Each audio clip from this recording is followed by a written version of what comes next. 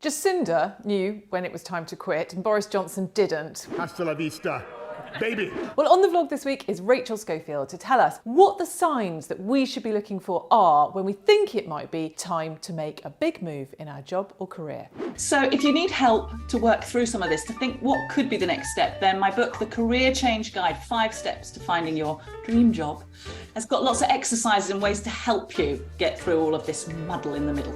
Rachel's been practicing in the mirror.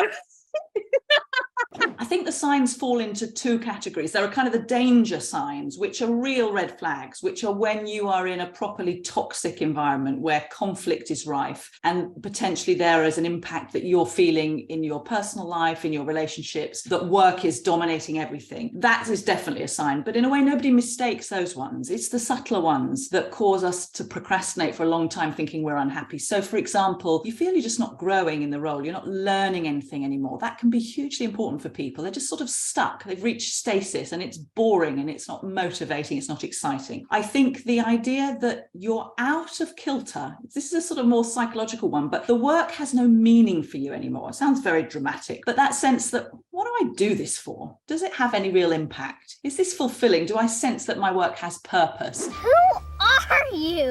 And those are definitely signs that, not that it's time to throw in and give you notice the next day, but that you start to want to get curious about what could be better. The next question I ask her is, when you're in that moment of wanting to make a big move, and I speak as somebody who once pretty much picked up my coat and left an office when I had 2 small children, a nanny and a mortgage that I was responsible for, what might we do instead of just walking out to prepare ourselves for whatever comes next? I think if you're in the danger zone, you need to think about getting a new job before you investigate a whole new career. You just want to get out of an environment that is toxic, unpleasant, that's making you feel dreadful. But I think if you're in that zone of, I want something better. Is the grass greener? I have these ideas, but would they work? Are they realistic? That dreadful killer word is to start to get curious. Get your ideas down on a piece of paper. Just pick one. People often get stuck. It's like, well, I could do this, I could do that. And they just procrastinate and go around. And so pick an idea and start to look at all the things that your brain is telling you about why it won't work. You're too old, you'd have to retrain, you'd have to take a pay cut. These assumptions that you're always making that stop you, finally set out to collect some proper data on whether that's true. Go and talk to people who work in that industry that you're dreaming about. Next week on the vlog, we're going to go back to basics and we're going to be looking at some of the data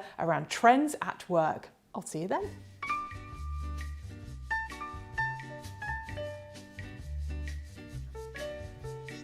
Today we're going swimming. It's not yet 0 degrees. It's completely frozen outside. Let's see how we get on.